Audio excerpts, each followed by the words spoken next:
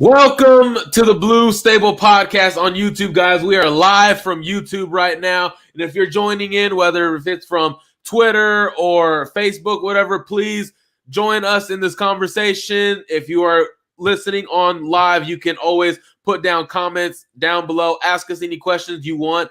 We are coming out of the Colts press conference with more questions than we had going in. Don't know what the hell we just watched. What right.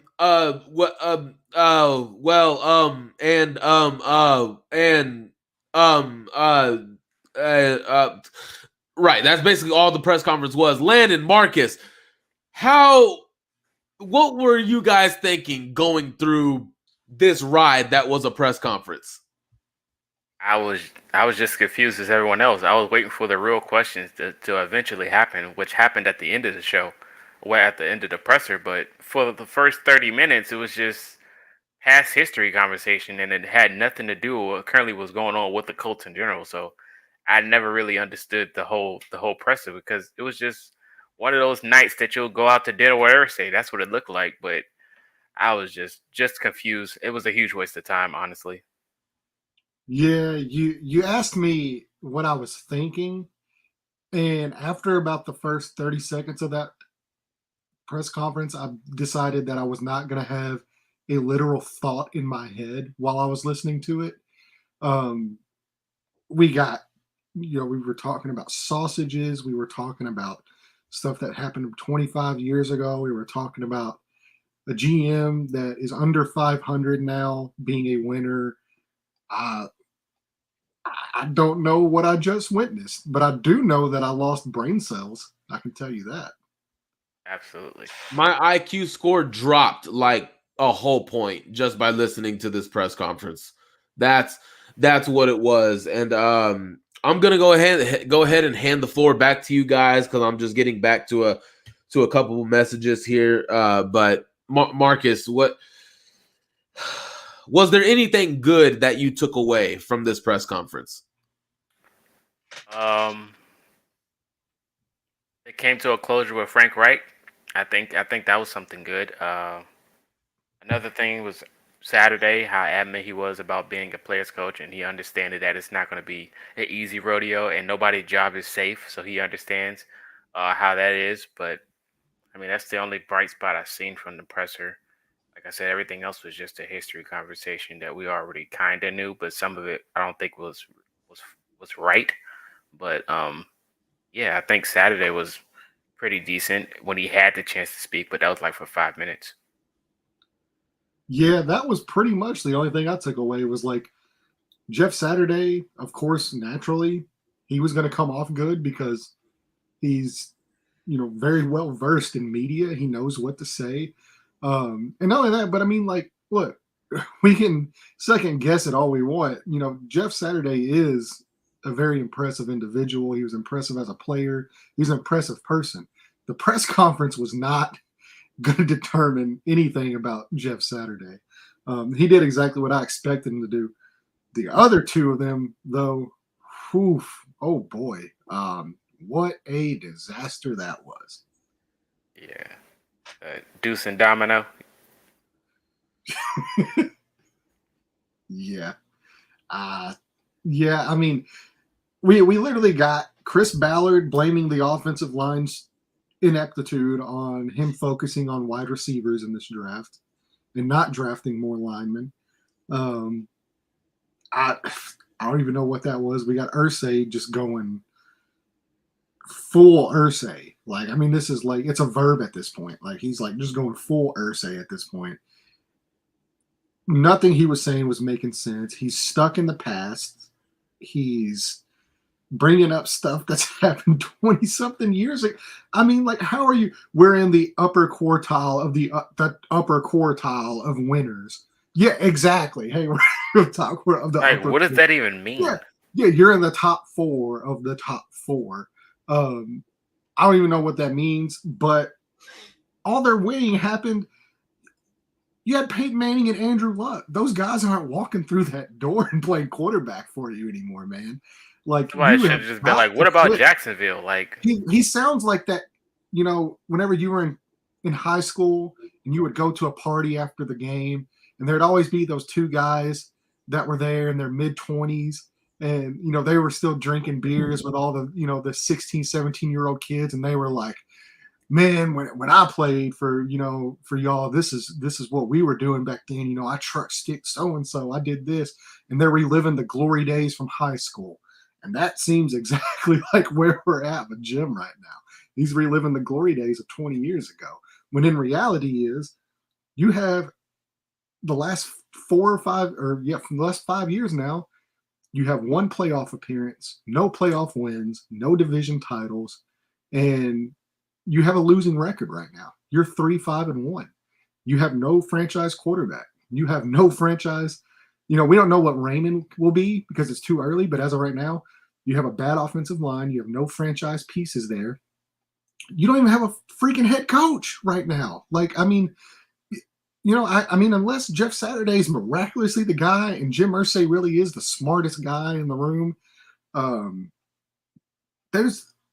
don't know where do you go forward from here?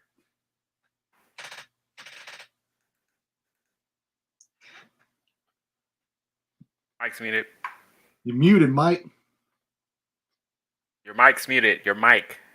Your Mike, microphone. it's your mic. My bad, man. I was gonna let y'all know what to cope with what's going on right now. What are you guys gonna do? I got this new bottle of wine here. You know what? She gonna be mad at me, but Hey, I'm 2 steps ahead of you right here. I got something a little bit harder than wine. Yeah, we need something to go on here, man, because this is, man, you know what? Hold up. I'm living in Kentucky. I got the nice little Kentucky bourbon. Boy, this is beyond me. Let's go over a few things. Let's start with Jeff Saturday. Get some of the good out. Yeah. He was like, he's Jeff Saturday. He's professional. He's a player's coach. I mean, I'm saying that because that's what he came off as. He's the guy that everybody loves. He's the guy that we're all going to love. I just don't have any information about him. We don't have any information about who he is as a coach, about what his philosophies are. We don't know anything. And for Jim Irsay to just come out and once again, laughing at the media, questioning the media, what do you guys know? This guy is the guy for the job. I believe it was James Boyd who asked him, you have proven coaches on your staff. Why would you go there? Oh, he's the man for the job. He's the man for the job. Really? I don't know for sure. But man, I would put a lot of money that everybody was watching that press conference. And they heard that comment. And one thing that I hated, and it was confirmed in this press conference, Jeff Saturday even confirmed this. Living on a farm, so I know how to make sausage, so I guess I better call him up so we can make some trade secret. Oh my gosh, man. The sausage comment, the Michael Jordan, I have no idea where he was going with it. Chris Ballard's Michael Jordan. Getting back to, man, that comment went ahead and got me off my thought. What was I saying? Everybody was watching this. Yes, everybody was watching that. And then you sit there, and it was confirmed. Jim Irsay called Jeff Saturday last night, Sunday night. Mind you, the Frank Reich decision was made this morning. So he called Jeff last night. So that basically means he undermined his head coach. He undercut his head coach, went behind his back, got a guy who has no coaching experience on any level and said, this is the guy. And you know what this press conference told me, guys? If Jeff Saturday said no to Jim Irsay, Frank Reich would still be here today. That's what that told me. Jim Irsay is so incompetent as a owner.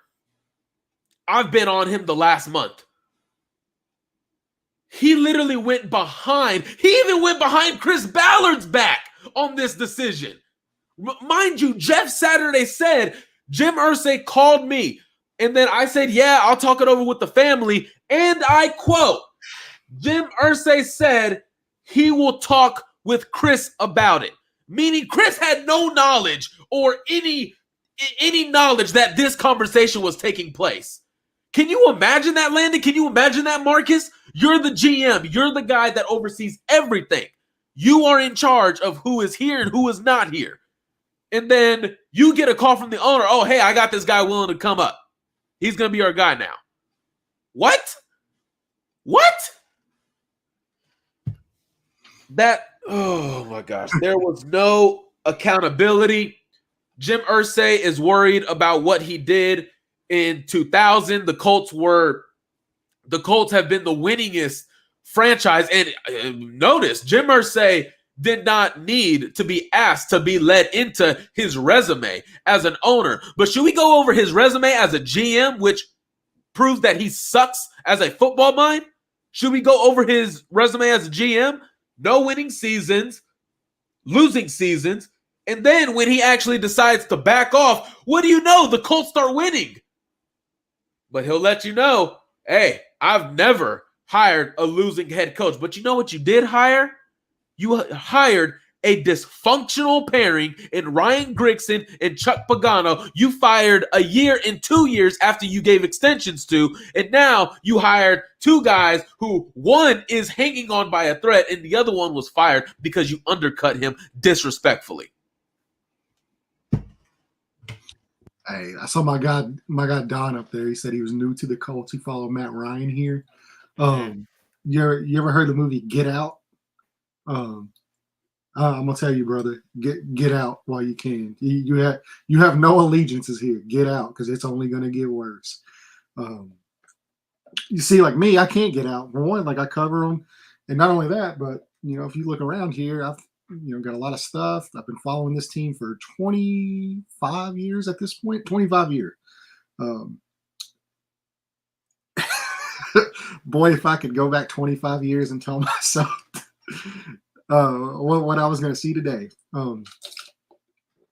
Yeah, geez, this was a disaster. Yeah. This was about as bad as what you thought. You've now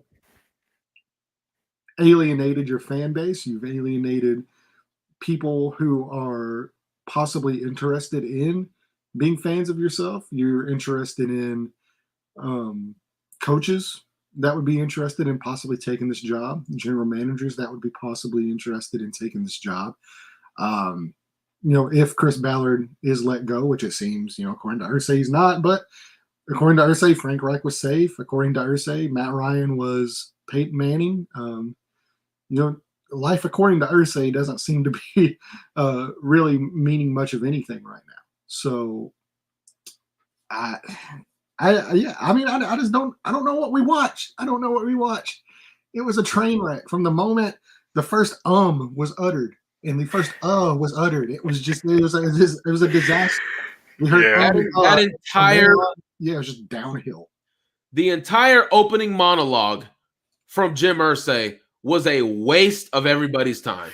He did so much talking and went nowhere. Like, I'm just on my phone ready to, type in a quote, and he's just saying a bunch of nonsense. Like, did we come out educated from this press conference? Did we come out with answers from this press conference? I got answers, but they were answers that caused and propped up much more questions. And this is what we're stuck with, y'all. We are stuck with a delusional owner who is past his prime. And I'm not going to make the jokes that I'm seeing out there on Twitter because they're disrespectful when you take into account his past and what he's came from and what he's defeated in his personal life. But, man, I really question if Jim Irsay is all the way there. I really do. He looked like he was not into it mentally. He looked like he is incapable of running a NFL franchise, at least being involved in the day-to-day operations. And I just come away from this like I beg every single Colts fan, stop buying tickets. Stop buying season tickets. Stop. Like, hell, I just sold my tickets that I bought for Colts and Cowboys in December, and I sold them today. They sold. I'm happy. I got my money back, even made a profit on it, and I'm happy. To everyone that is watching, don't buy this product. Do not buy it. I don't encourage anybody to put themselves through this mess, to even support a guy like Jim Irsay. I just don't encourage it whatsoever. There is zero accountability. And then let's get into Chris Ballard, right? That's what I want to get into. This is what Chris Ballard.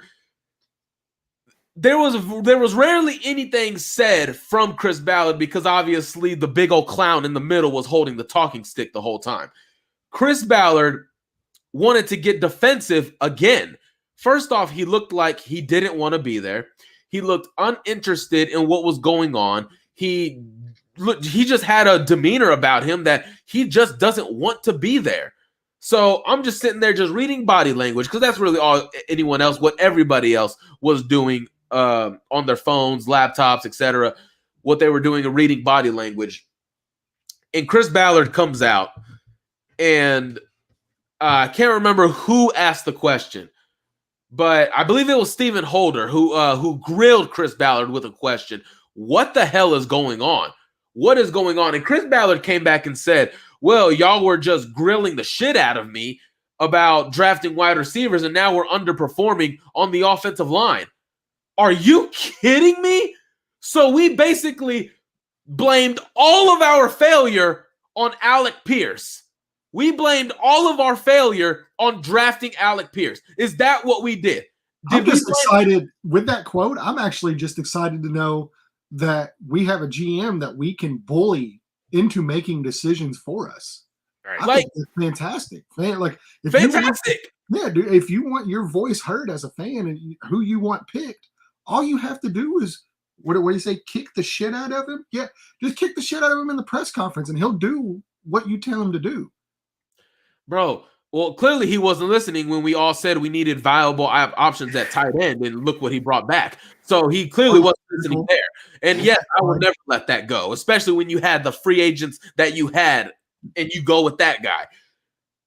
But who the hell is Chris Ballard to sit there and blame Alec Pierce for why this offensive line, the offensive line that you drafted, the offensive line that you said was going to come back, how are you blaming the media? How are you blaming Alec Pierce for why these guys are not good at football in 2022?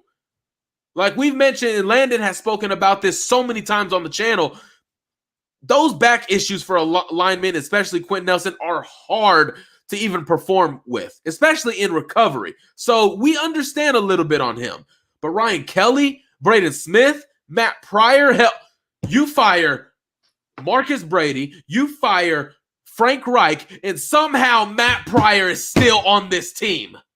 Somehow. Explain that to me, Landon. Explain that to me. Explain the accountability that is nowhere to be found from top to bottom, but only when Jim Irsay gets heat. Only when Chris Ballard gets heat, that's when they start pointing the finger at the guys who really shouldn't get the finger pointed at. But in this case, we do understand, like we said earlier today when the news broke about the firing. We understand the Frank Reich firing. But this press conference showed they still haven't learned. They're so caught up in their resume from 10,000 BC. They're so caught up in their ways of, oh, we still got Braden Smith in the second round, but you've whiffed on everything else. Take it away, Landon. Well, the good news is, like I said earlier, he is Michael Jordan, apparently. So anything less than 6 Super Bowl titles, I'm going to be severely disappointed as a fan because that's what I was told by the owner. Also, I was told that Jeff Saturday is comparable to, I believe, Don Shula was the name mentioned, a.k.a. the winningest head coach in the history of the sport of professional football. So Yeah, now I don't know if this is another Peyton Manning, Matt Ryan situation where they're these guys, and then they're not going to end up doing anything here in a few weeks. But it's once again the same shit that we endured in this offseason, where you have somebody up there, and really more than one person, honestly. The only one that doesn't think this is Jeff Saturday, that they are the smartest person in that room. That's all it is. Chris Ballard knows more than you. Jim Irsay told them to their faces, honestly. Which, look, I'll admit, if you're gonna have that mentality, you might as well throw it out there. So he didn't shy away. He told them that he knows more than them, and he made it very clear that they have no idea what they're talking about. So yeah, I mean, you have two guys up there, which if both of them are the smartest guy in the room, then who's really the smartest guy in the room? Because to me, it sounded like it was Jeff Saturday. So, Sam's starting. Yeah, we're shocked to hear Sam is still the starting quarterback. Obviously, as we've seen before, that decision comes down from the owner. Jeff Saturday will not be allowed to pick his personnel and who he starts. That will come down from Jim Irsay. Once again, he is the smartest guy in the room. We know nothing. You know nothing. Just it's in black and white. Check the record. So real quick. I thought it was another thing was funny when y'all was talking about coaches. That quote that he said. The Rooney Rule thing. Oh, he also mentioned that we're gonna have the coaches that'll put us in the best position to win, and have those guys here. But yet we still have Chris Strauss on the roster as the offensive line coach. But I thought that was funny. Go ahead and carry on. My Jesus, dude. It's a joke. Real quick, before we carry on, do we want to go to the comment section real quick and see what everybody's talking about? I point this out here. So this is the Rooney Rule thing that I just talked about. Here we go. Yeah. Asked about the Rooney Rule for this hiring, which the Rooney Rule does not count for interim head coaches, but there were, from reports and from things that I've been told, I'm sure Mike's been told the same thing, that there were a lot of minority head coaches in the league and around the league, and other head coaches that have noticed how this situation is being handled, and they are not happy with it. So this was the answer when asked about the Rooney Rule for this hiring in the process. From Jim Irsay, and I quote, this is the full quote. This isn't me just making up random shit. There is no problem of perception unless you guys make a problem of perception. You got to do it. I understand. I was a broadcast journalism major too. Once again, he is the smartest guy. He has done your job. And again, are you guys ever held accountable? Do your editors ever bring you in and say, you wrote that stuff, it's all wrong, you're fired? We get held accountable, that's for sure. Not seeing, and that's end quote, by the way. Who is we? That's my question. Who is we? Yeah. Who is we? That's what I want to know. Real quick before we get to the comment section, guys. He speaks watching, by the way. What? Wow. He speaks French. He's what? I said he speaks French. Oh yeah. Who's we? We. And he needs to stay his ass in France. That's what he needs to do. Real quick, I have another quote that I wanted to pull up here. Mm-hmm. Man, we're just pulling all kinds of quotes, aren't we? Right before we get to the comment section and start answering some questions and also acknowledging some things that you guys are saying. Yeah. I wanted to hear this or read you guys this. A quote, again, Jim Irsay, what he expects from Chris Ballard. And this is by James Boyd, by the way, of The Athletic. Go make sure you guys give him a follow. Does great work over there for The Athletic. You guys can try to diminish him all you want, Jim Irsay says about Chris Ballard to the media. You guys can try to diminish him all you want, but that's just your words. They have no substance. Once again, guys, the smartest guys in the room, what do they need to talk to the media for? Hell, they feel like they shouldn't even be holding a press conference, right? That's the way they feel. So I wanted to point that out. Complete dysfunction. Clearly, there's frustration on Chris Ballard's part. And Jim Irsay just looks like he's up there having the time of his life. You know, the cameras are all on me, the microphones and the questions. Haha, I'm going to be on ESPN and everything. Yeah, here we go. And you're still going to be losing. So let's go ahead and jump to the comments, man. What do we got in there? Who we got? Well, I posted most of them while you guys were going on, but let's see. Yeah, we already went over that one. Who's calling the plays? We still don't know that question. Yeah, Jeff Saturday said he should make that decision earlier tonight or later tonight. How do you feel about Gus? I think we should go and allow Ballard to hire his own staff. Yeah, about Gus. I don't know, man. I mean, we've seen Gus Bradley as a head coach. I don't think we need to see it again, honestly. And I know he got a little bit of run in the conversation about a possible interim coach when that conversation was being brought up, and Chris Ballard kept, presenting names. Jim Irsay was adamant. Jeff Saturday. When it comes to Ballard hiring his own staff, I don't think I want him hiring his own staff because he would have hired Josh McDaniels the first go around, and then he would have had Matt Eberflus, who ended up staying. And we all know what kind of defense he brought, which was zero defense. And yeah, I don't think I want this guy choosing a head coach at all. Do you think Matt Ryan should be the starter? Sam is not the answer. At this point, no. We're in tank mode. Play the young guys. I applaud the decision already up front in front of the media. Jeff Saturday saying Ryman will be the left tackle. Play the young guys. See what you got. Get some early answers. Do they warrant getting the job next year, or do you bring in adequate competition for them at those spots? Landon, what do you think on that? Well, I mean, it's Matt Ryan's not the answer either. I think neither of them. Which I never thought Ehlinger necessarily was like the franchise answer, but I thought he would have a chance. And really, to be fair, nobody's going to look good in this mess right now. This is pure dysfunction. You're not going to have somebody that's, Sam's not going to look like a competent quarterback. They don't even know who's calling the offensive plays. How are you expecting your quarterback? The two guys that he's worked with for the last 2 years are gone now. He has there's no path forward for Sam in this franchise. Maybe as a backup, maybe they keep him around. Obviously, I think Irsay likes him, but Matt Ryan's not the answer. Sam's likely going to be put in a position to where he's just going to fail.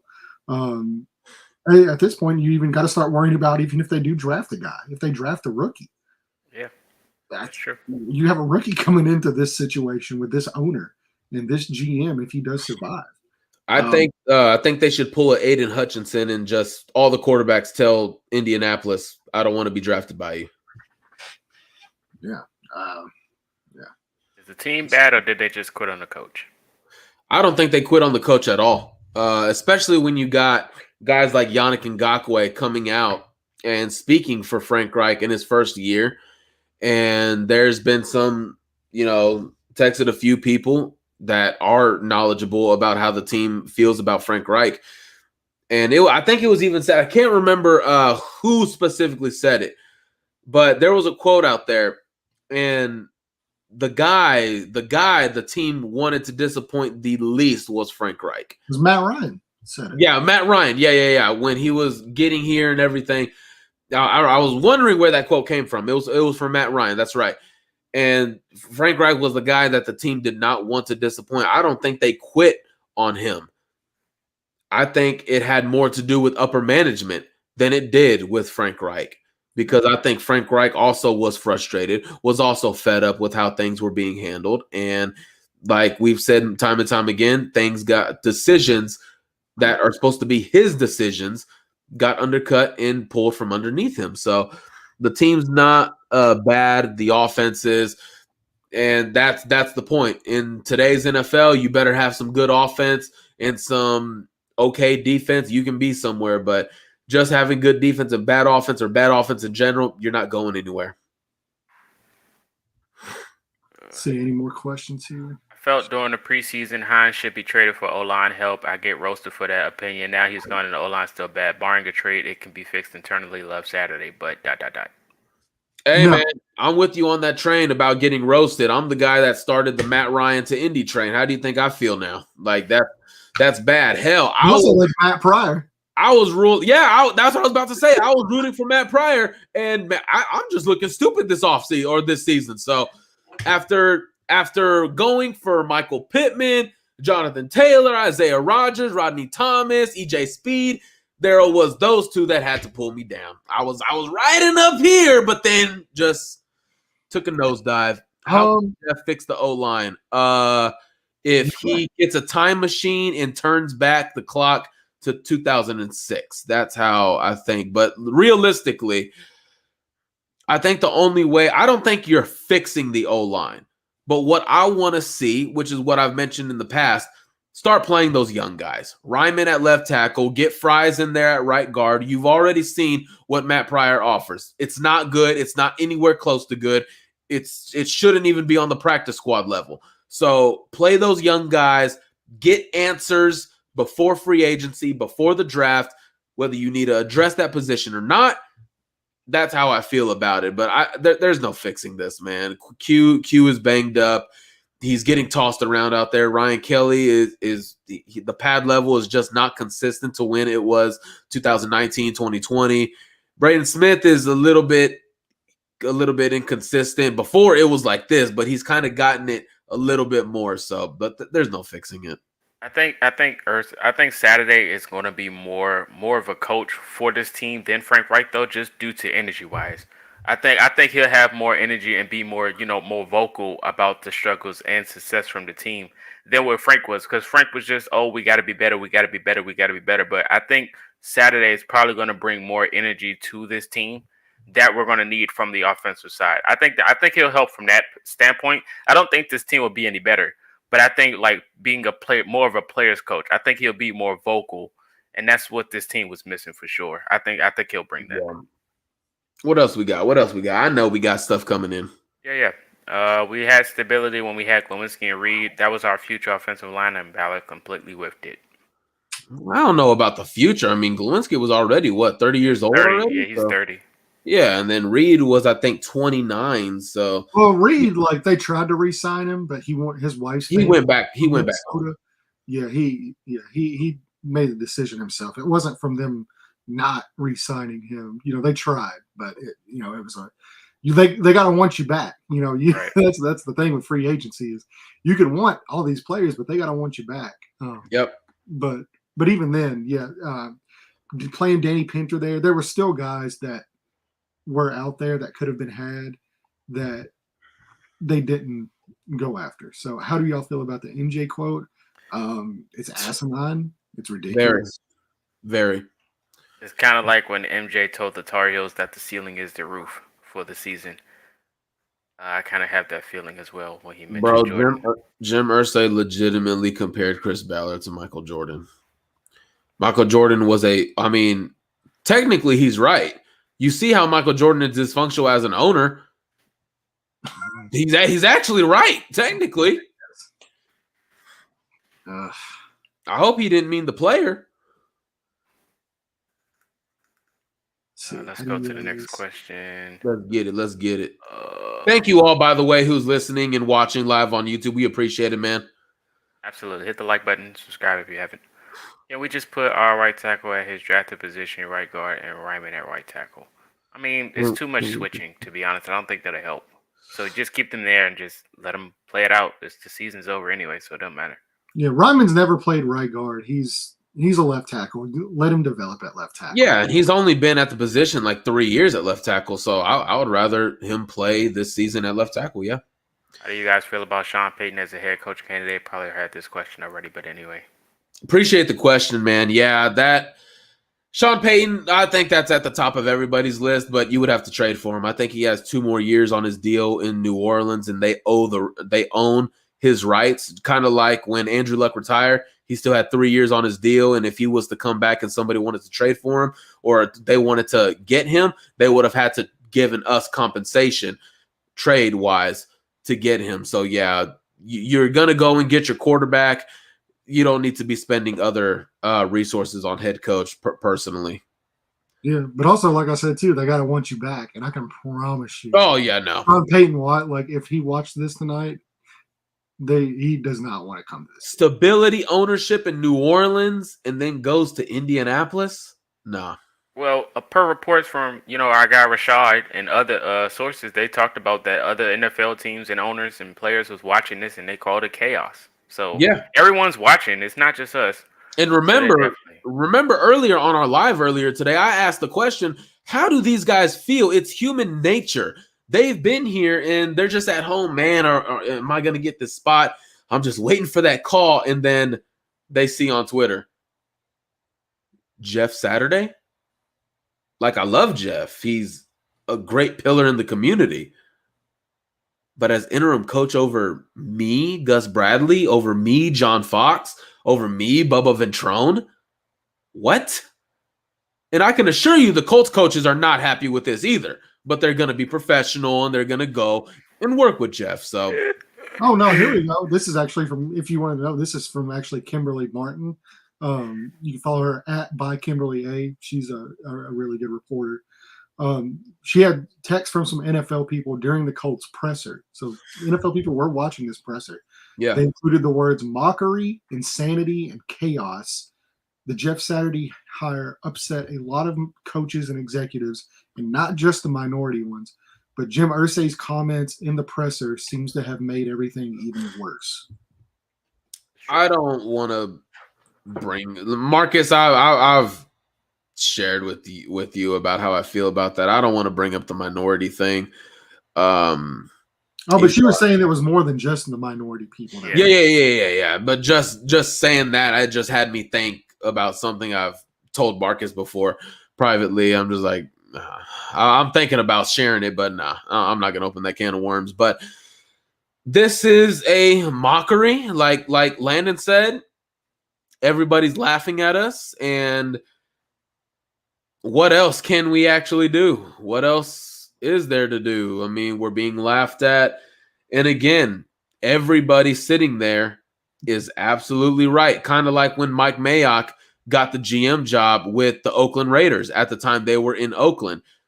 Who is this dude? He was a draft analyst. What does he know about being a GM? I mean, you can be a draft analyst, but it's a different thing to draft players to fit your coach in team philosophy. And you saw that all of his players that he drafted are nowhere to be found anymore. So that just goes to show you, man, you guys found your Dan Campbell. Appreciate the donation, JDW, my guy. He said the only thing I learned is that Jim Irsay doesn't know how to make sausage. That's facts. But I appreciate that donation 100%, bro. Really do. Okay, so educate me on this.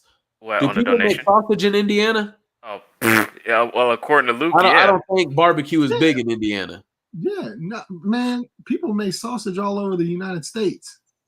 Yeah, but sausage is big for it's not barbecue, just though. Barbecue is not just healthy sausage, food. though. No, I'm not talking about Texas. You got Kansas City right there by you. Yeah, look, man, there's plenty of people that make. Man, there's a place that's literally 5 miles down the road from me here in Kentucky that they make jalapeno cheddar smoked venison sausage from deer. I got it. That just sounds delicious. Oh, it's fire, bro. Oh my god, jalapeno. Obviously, it's not Jim Irsay. He doesn't do that. But I don't want anything that man is cooking. Hell no. Is he cooking? He said he don't know how to make sausage, so he probably don't know how to make an NFL team either. But we're here now. You guys found your Dan Campbell. Congrats, guys. And that's another thing I noticed. Jeff Saturday's coming in. He's not going to push any buttons. He's going to be the rah-rah guy like we often hear sometimes. He's going to, even at the end of the press conference, that slight comment, nobody's job is up here is certain except for the man in the middle. And boy, did that rub Jim Irsay's ego well, man.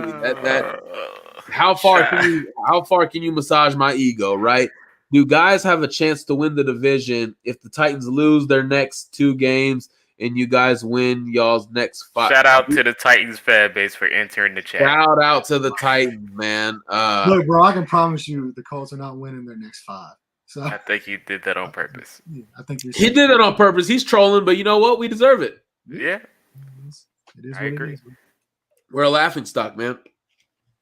I think we Heck should look at shit. on Eric Bieniemy. I'm out on Eric Bieniemy. There is a reason why he has not been hired by now. There's a reason why for that, and homegrown sauce. Well, why don't you send me some, man? Why don't you send me some? Send me some homegrown sausage. Never Yeah. had a 9-year-old quarterback. Yeah, that was kind of crazy. What's y'all thoughts on that? He said, "I never had a 29-year-old quarterback retire I've me." never had a 29-year-old quarterback retire on There's me. more excuses and a long line of excuses. It sounds a lot like excuses, man. That's all it sounds like. And I'm not here for it. I'm not ready for it.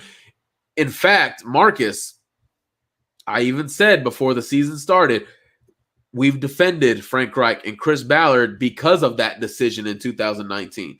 But that excuse only lasts so long. And in 2022 is when that excuse ran out.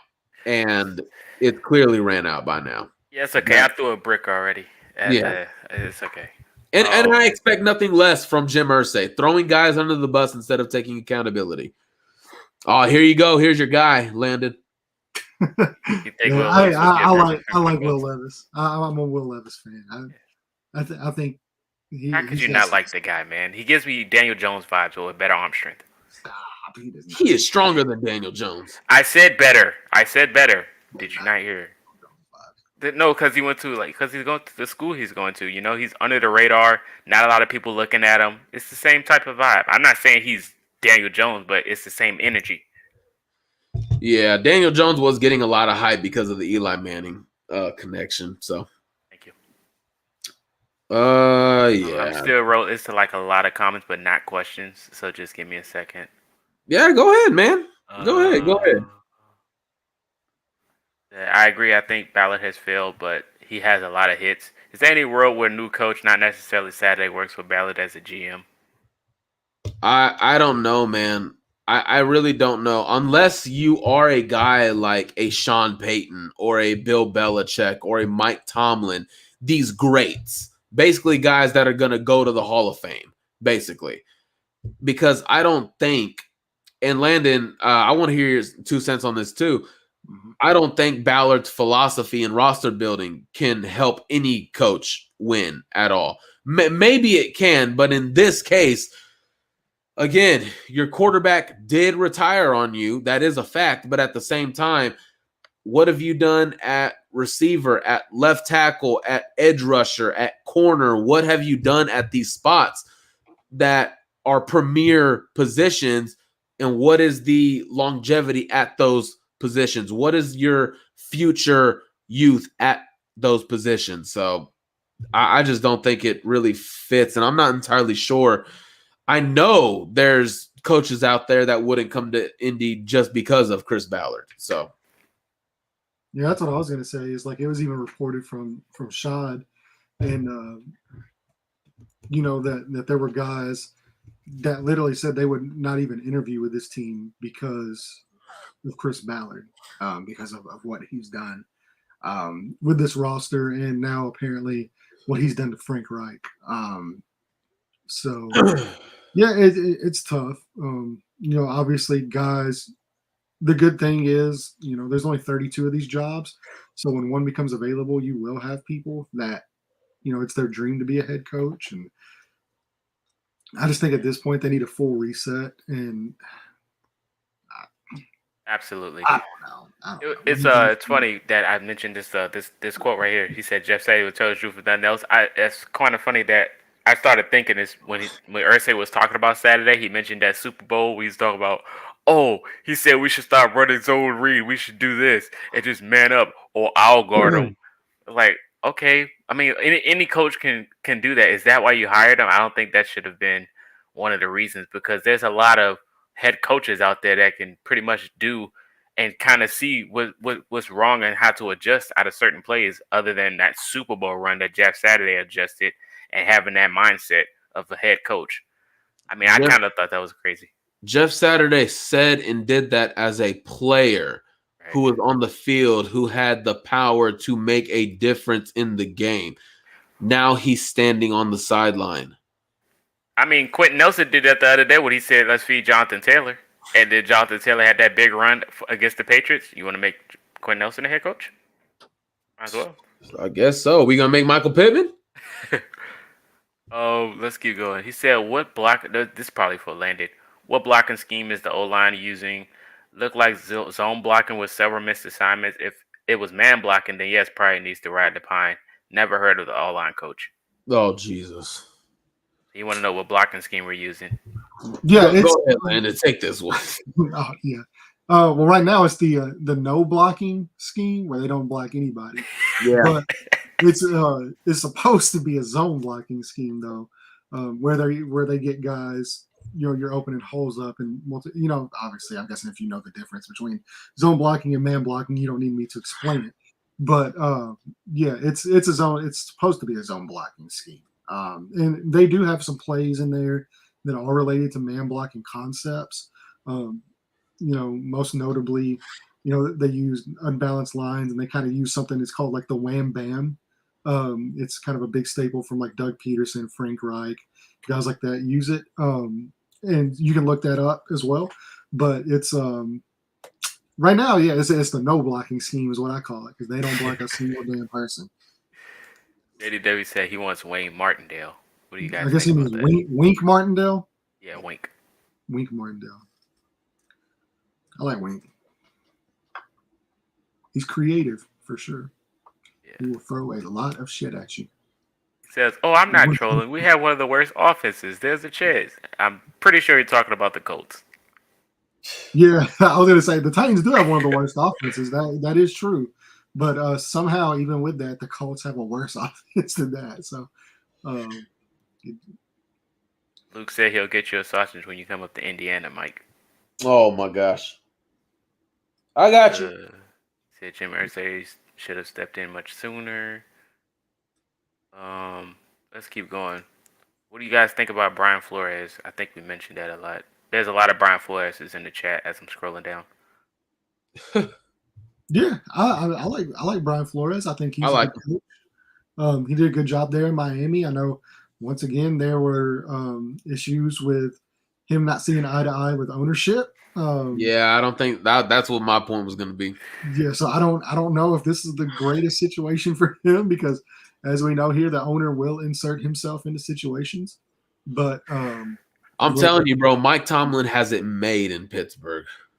There's no way y'all think. I knew it was going to happen eventually. Will Evans put mayo in his coffee. Just leave him alone. Let him drink his coffee the way he drinks it. That man put mayo in his coffee? Yeah, it's actual fact. Hey, look, that's what I want out of my quarterback, though, right? He marches to the beat of his own drum. He makes his own decisions. I want that in a quarterback. I think every quarterback makes his own damn decisions. I don't see everyone else putting mayo on. Oh my gosh, Hendon Hooker. Okay, this is my unpopular opinion. I'm out on Hendon Hooker. I want my guy to be 24, 25 when we're ready to win a Super Bowl, not 32. Like that's just my thing. He's good. Like, don't get me wrong, he's good. I wouldn't be upset if we got him, but I would rather go get a guy who's 20, 21 rather than 26. To be fair, Sam, how many people thought that Geno Smith was done as a starter? Now look. Hey, facts. Geno Smith is making that thing work. MVP conversation too, by the way. Ballard Bills to win in the 1960s. Yeah. Ballard Bills to win on Madden on rookie mode.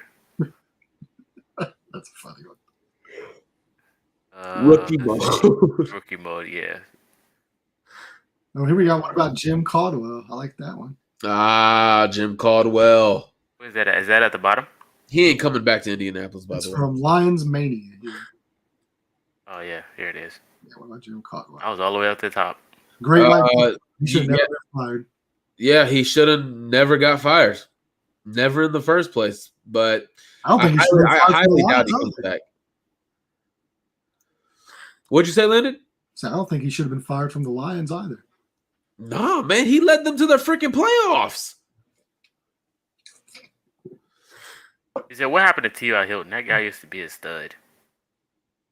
Well, the fans, voted for him to come back. And, Ballard, he said, just let the media take over. And, Irsay went to go get him. Yeah, could you look at that? Yeah. I do want to bring something up real quick about T.Y. Hilton. I actually appreciate this type of leadership in him. Remember dating back in 2017, the offensive line is struggling. Jacoby Brissett is getting sacked here, left, and right. And then you go back, and then in the media, T.Y. Hilton calls out the offensive line. He says, we got to block better up front. And, Anthony Costanzo caught wind of that, and him and T.Y. had a private conversation. But at the end of the day, there were leaders willing to call one another out. Sometimes I think you need that. You need that. T.Y. wasn't disrespectful. He wasn't, disrespectful or had malice intent when he said that. He just simply said, we got to block better up front. How can the quarterback get us the ball when we're not blocking up front? I don't expect that from Alec Pierce. He's the rookie. He's going to say the right things and not make any enemies. He's going to stay in his lane. He's the rookie. Michael Pittman, on the other hand, I wish we would see some of that out of him. Hey, we got $41 million invested in this thing, and we're not stepping up. Like just some type of public accountability for one another. Leftwich. I like Leftwich. You want Leftwich as the coach? Oh, as head coach? I guess. What else would that? Or maybe offensive coordinator. We need an offensive coordinator. What about Shane? Oh, yeah, the play designer, offensive coordinator in Philly. Yeah, that's one that's at the top of my list. Well, not at the very top, but so he's an interesting guy. Obviously, a lot of things that are going well in Philly. I'm always a little skeptical when you go after coordinators who have everything you could possibly want on offense. You can run any scheme and have it work, really. So, but just the designs, the play concepts, the route concepts, the blockings, and all this stuff that goes on in the play, it looks good. But then again, I would be cautious because he has everything you could want on that offense in Philly. Will the Colts be better off if Sam succeeds or Sam fails, and they get a 5 to 10 pick and have a ton to move up? I think the best case is Sam succeeds and we draft the pass rusher or O-line. He's starting to sound like Mike.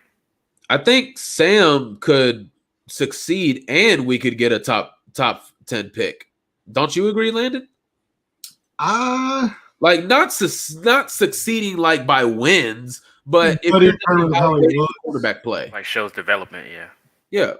I mean, like it's possible for sure. I don't think it's out of the question. I don't think it'll happen, but yeah, I was gonna say it's hard for him to succeed in this mess. That's the problem. I mean, you're not able to truly evaluate a guy.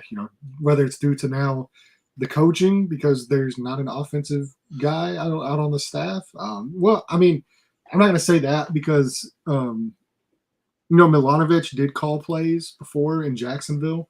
I believe whenever their head coach was fired, he took over play calling duties for just like a little short time there. So they do have somebody with play calling experience there in Milanovic. Obviously, like I touched on earlier in the earlier episode when we went live today, Scotty Montgomery is another guy that's well thought of in offensive circles in the NFL. So he's kind of an up and coming name for offensive coordinator gigs. So, I mean, if you're in the NFL, if you're in one of these spots, I mean, like you've likely been around guys or have been part of game planning and making the offensive play sheets and stuff like that. So, they'll have opportunities there, but they don't have a veteran. A veteran play caller. They don't have a guy who has done this as a primary job. So it's going to be tough for any quarterback, especially with that offensive line, to hop in there and succeed. So if he's able to succeed as far as look good, if he even looks average or looks good in this situation over the next few weeks, it's a minor miracle. And yeah, you might have your guy. If you can find a franchise quarterback in the 6th round, the last time that happened, it ended up being pretty good. So that's always the dream, isn't it? Yeah. I have another name on the top of my head, but I do want to address this one right here. what y'all think about Kellen Moore, or if we want to get spicy, Luke Fickell, LOL. But no, seriously, Kellen Moore. I mean, I don't necessarily see anything too intriguing with him. I mean, this was a guy that was almost fired last year, but Mike McCarthy decided to keep him. So, I mean, he's got Dak. He's got that offensive line. He's got weapons. The run game, again, I mean, when you got stuff like that, it's really hard to really decipher who to differentiate what the candidates are going to be. Luke Fickell, do y'all have anybody in college that y'all would go get? No. Yeah, I think college should just be like in college. Like that's a whole different ballgame. Completely different monster. Completely different. Harbaugh, because he got NFL experience. I don't want Harbaugh. I don't even want Harbaugh. I don't even want him. He'll be here for 3 years and flame out. That's all he'll do. Well, I mean, I guess as far as Harbaugh is concerned, he's a guy that has succeeded in the NFL before. So those guys have a good track record. And I do like Jim. He will hold guys accountable. But as far as like first time head coaches, coming from college, no, I'm good on that. If there was one that I would go college-wise, and there's a very limited list that I have, one would be David Shaw. That would be one. Yeah, how about Mark Stoops from Kentucky? But here's actually Mark Stoops. What? That's gonna be like a Kyler Murray situation, bro, dude. What he? If we draft Levis and get his coach, Mark Stoops is a really good coach, but I don't see it as an NFL thing. I think he's not an NFL head coach. I actually wanted to ask to get to mine. If Green Bay flames out and Aaron Rodgers retires and Matt LaFleur is fired, would you go get Matt LaFleur? Yes. Yeah. Yeah. You think so? Yeah. I mean, right now things are not looking good in Green Bay, and if they flame out, they may fire him. Is Raheem Morris? I don't think he's getting fired. I don't think so. But again, when you're having a losing season, it's not out the realm of possibility. But. Yeah, I definitely would go get Matt LaFleur. Do you think possibly? I think this is just hard. Yeah, we'll find out. But this is just hard because, like we've said, we don't know anything about him as a coach. We don't know his philosophy. We don't know his coaching pedigree. He has none of that. He doesn't have a resume. We don't know anything about him, his tendencies, his anything, how he handles players, how he handles adversity as a coach, how he handles success as a coach, in-game adjustments. We don't know anything about that. So I sure hope so. I mean, we all love Jeff Saturday, man. I hate that he's in this position, but I can't. He is really brave for taking this job. I will say, this dude is brave. He is putting his reputation on the line for the franchise that he loves. I was about to say, I seen Raheem Morris. If you wanted to mention that, love Raheem, love it. I like him. Think he's a stud. Yeah. What QB do we want in order? Bryce, Stroud, Levis, Hooker, Richardson, or Penix? Penix? Okay, well, Penix isn't really on my list. I would go Stroud, Levis, Bryce, Richardson, Hooker, and then Richardson. I actually put a top 5 list out on my Twitter account. It's at Landon3MR. You can go check it out. I actually have some videos I put together as well for each prospect. But if you go by that list, there's actually a guy on my list that's not listed here. But I have Levis, Stroud, Bryce Young, Hendon Hooker, and then number 5 is a actual guys, Cameron Ward out of Washington State University. I'm a big fan of his as well. Now, if you told me, I will say this, and I put this in the notes, if Bryce Young gained about 20 pounds in the offseason before the draft, and he looked bigger, then it's not. I'm not worried about his height, but it's he's very thin, and that does worry me taking hits from NFL defensive linemen. But if you tell me he's put on some weight, or 20 pounds, he's quarterback one pretty easily for me in this draft. So it kind of depends on that. But right now, I do have Will Levis as my quarterback one. Yes, fair enough. See what else. Okay, it's time to post it. I found the quote from the presser. Here we go. Here it is. Let's get it. He said, question was, why did you bypass coaches on your staff that already had head coaching experience, Gus Bradley and John Fox and even Bubba Ritrone, who's up and coming for Jeff Saturday? Why is Jeff Saturday with no college or NFL coaching experience a better fit for the franchise? He said, you said it. Because he's a better fit. He's the best man for the job, and there's no question about it in my mind. And I've been around it for a long time. The last coach I hired was the interim head coach, and that was Bruce Arians. It was the right coach, so Saturday was the best guy. That's why there's no other mystery behind it. What do you guys think about that? Yeah, Bruce Arians, the guy who's been coaching since 1979 and started under Bear Bryant from Alabama. That guy, yeah, probably a pretty damn good head coach. So yeah, quite a lot of experience there from Bruce Arians. And if you haven't ever read that book, Bruce Arians' book, I definitely recommend it. I usually go through it about once a year, but fantastic book. But yeah, started coaching in 1979, was a disciple of Bear Bryant back in Alabama, where he got his start from. So having a guy like that and hiring him is a lot different than having a guy who's never coached a single college or NFL game. You got to remember too, at the time, Bruce Arians was hired from Temple University to be the head coach. He was 31 years old, 31 or 32. He was at the time the youngest head coaching hire in NCAA football history. So the guy's literally been a head coach since he was younger than I am. Quarterback whisperer. That's the name of it. Yes, sir. One of the best to do it. Yeah, fantastic book. So yeah, Bruce Arians is an incredible head coach.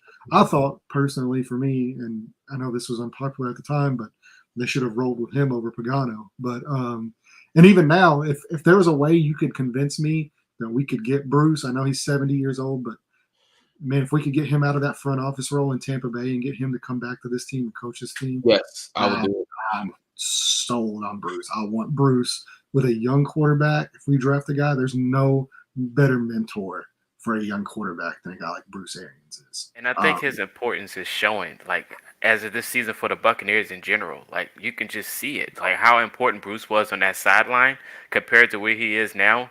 Like, they really needed Bruce, man. They really do. Yeah. One of the best coaches in football at any level of football. He doesn't get his flowers. Shame on him. Yeah, he really doesn't. The last coach that I hired, when it wasn't even his hire, it was Chuck Pagano's hire that brought him. Jeez. I'm not seeing anything else. I'm just seeing other coaches like D'Amico Ryans. I love D'Amico too. Ken Dorsey. Love Ken. I'd be cool with that. Here's the thing, though, guys. So we're talking about these head coaches. Are they going to want to come here and work in this type of dysfunction? I mean, like, yeah, we would. I wouldn't. We would love, to get these guys out here, but they're going to look about this. They're going to look at this situation and realize what's going on.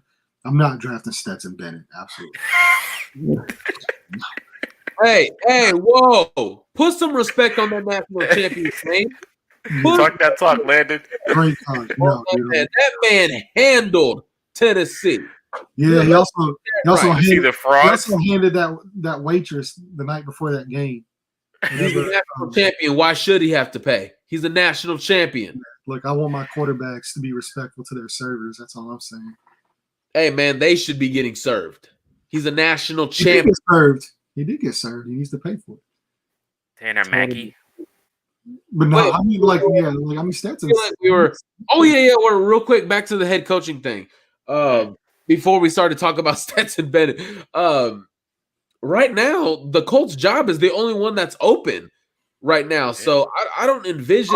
There's going to be jobs opening up here. I think there's going to be jobs open. And one of them I anticipate is going to be Houston because that was, ever since that whole Josh McCown thing started, you just knew that job was going to open up. But I don't envision there's going to be as many as there were last season. So some of these coaches may do their round of interviews and they may just say, let me just wait for the next cycle. Yeah, I think most teams cleaned house when they were supposed to. The Colts waited way too long for this to happen, honestly.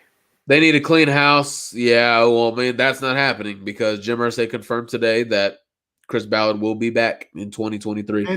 Panthers is open too. Yeah, Panthers is open. Didn't the Panthers fire their coach earlier though? Like early in the season? Yeah, they did. I think it was like what weeks ago. 4, 5? They started winning games after that. Well, PJ Walker started cooking, actually. I completely forgot that the Panthers were an NFL franchise. My bad. I didn't. Them clips that the Panthers be posted with PJ Walker throwing them beauties. I love PJ. Man, PJ. Warrior.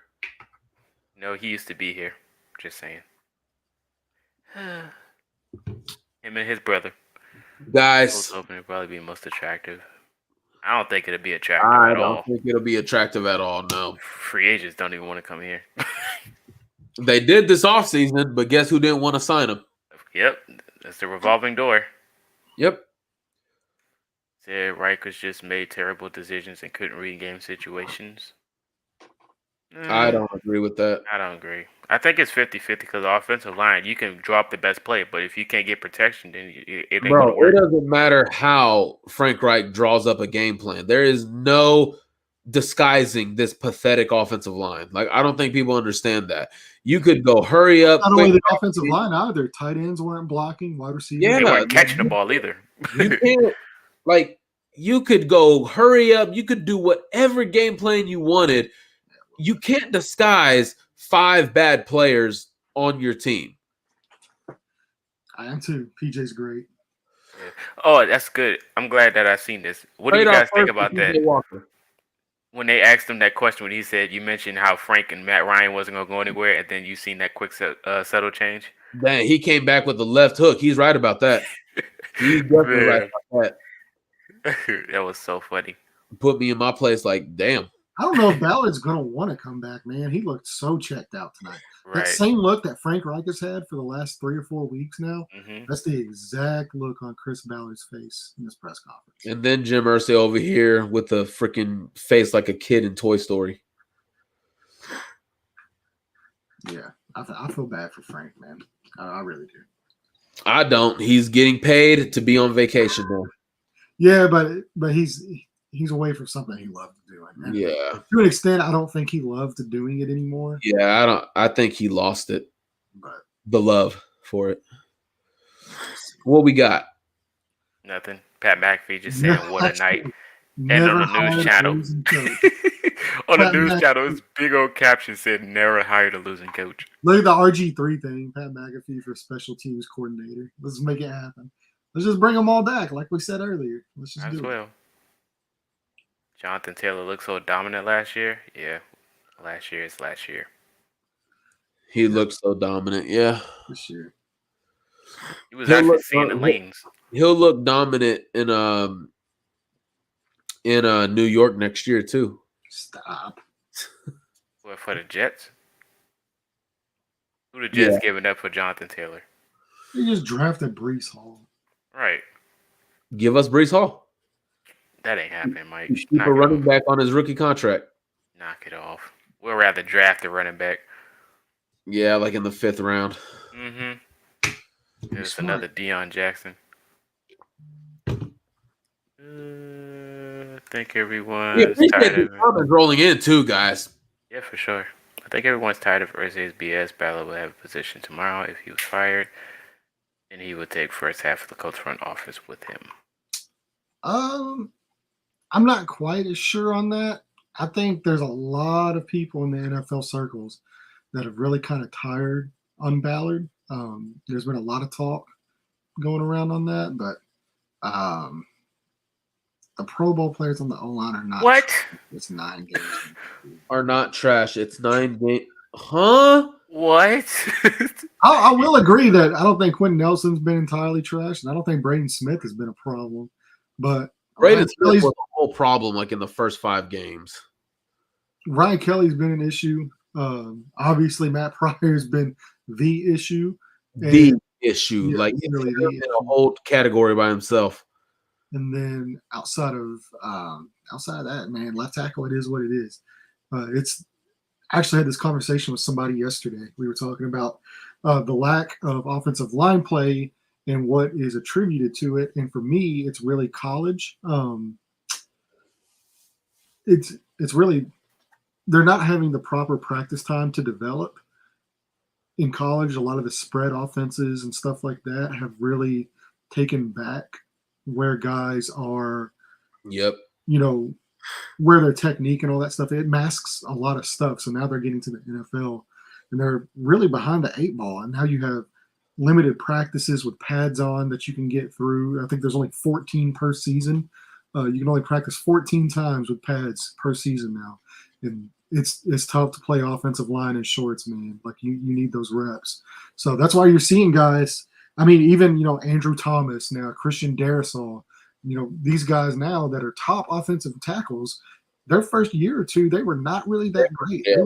So, I mean, that's why you're seeing them get in the NFL. Sometimes it takes 2 to 3 years before you even know if the left tackle you have is good. That's why it's hard to move away from a guy like Raymond who has all the physical tools, but he just needs to develop more. So you might not see Raymond produce until about, year 3. And 3 years in, you've already shipped this guy off to another team, and now you're watching him perform as a franchise left tackle because nobody has patience anymore.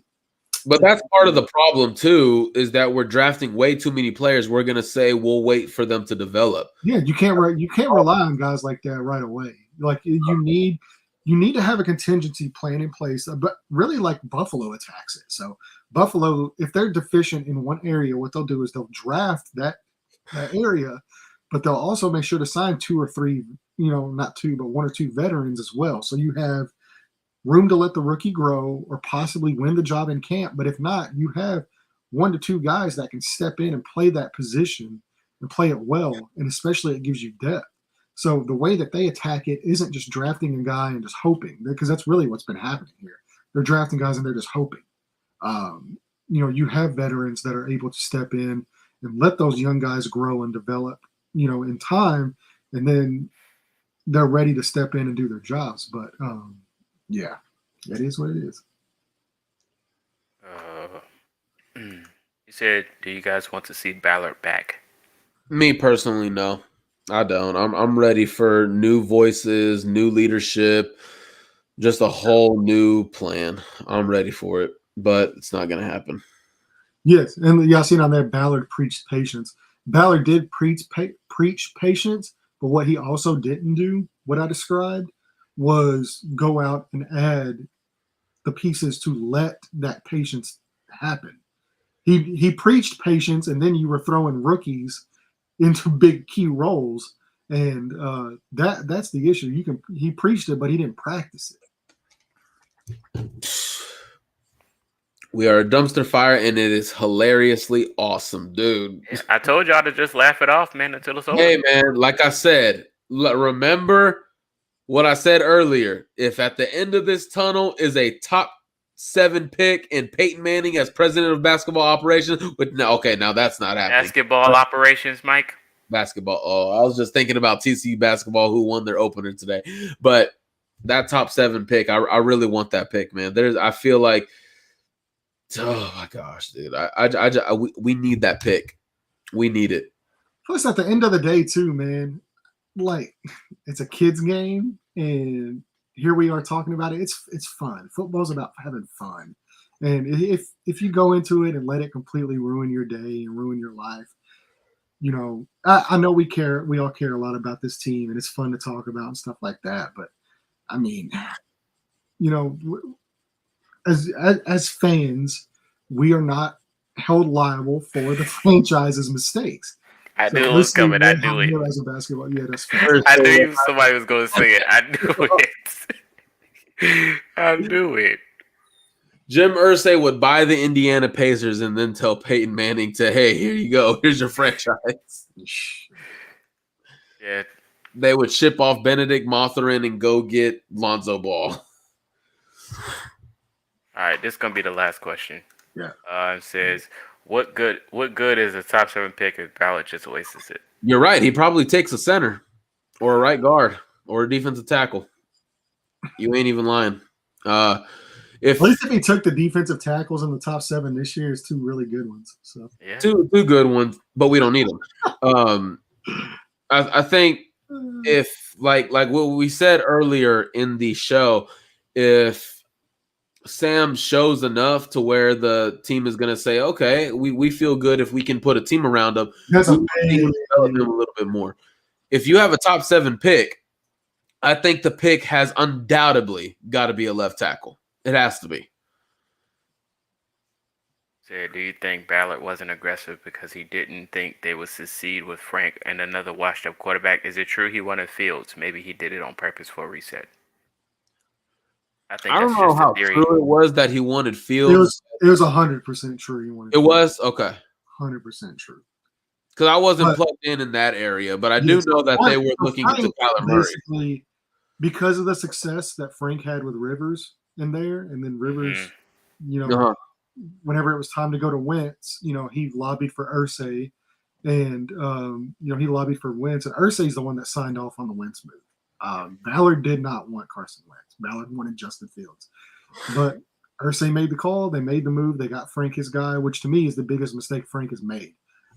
Was for the Wentz thing, and but yeah, it's true. Ballard did want Justin Fields. That was going to be the move until it wasn't. So until it wasn't. Yep, and that's going to be pretty all much because right. of how damn good Phillip Rivers was and Frank was with Rivers. If Phillip Rivers sucked, then we would probably have Justin Fields. But I'm glad he didn't. I freaking love Irsay is Jerry Jones Jr. Who Yeah, is that in the chat right now? Who is that in the chat, bro? Who is that in the chat, bro? I was thinking about making this comparison, but this is like a wild comparison to compare him to Dan Snyder because he's dysfunctional on a whole different level. Yeah, it's totally different. Like that has nothing to do with football. So yeah, I just don't even. Hey man, Jim Irsay is the owner. He will not pass it down to the daughters, and we are stuck with this forever. But hey, you know what? At least you guys have the Indiana Pacers. Landon and I have the Dallas Mavericks. And that's true. That's my 1 year NBA team because I don't have an NBA team. So every year I just pick a player that I like and I root for them. So this year I picked Luka. I'm rooting for Luka. So but don't let it be like Mike. Where I'm like this diehard Mavericks fan. I was like watching Luka. Yeah, that's gonna pretty much wrap it up. Appreciate everyone for tuning in. Tomorrow you probably get some snippets posted on the channel from this podcast or the live stream yesterday. Basically just to catch you guys up if you don't want to watch the whole stream. But appreciate you guys for tuning in. We're gonna go ahead and get up out of here. It is getting late. I know you guys probably have things to do. I want you guys just to rest on this and not think about what we've seen from this press conference because it was just flat out insane. If you're old enough to drink, go ahead and take a sip. If you're not old enough to drink, get some apple juice or something. But we're going to go ahead and get up out of here. Appreciate you guys. If you're new, hit the like button, comment, and also subscribe. And we are Ghosts.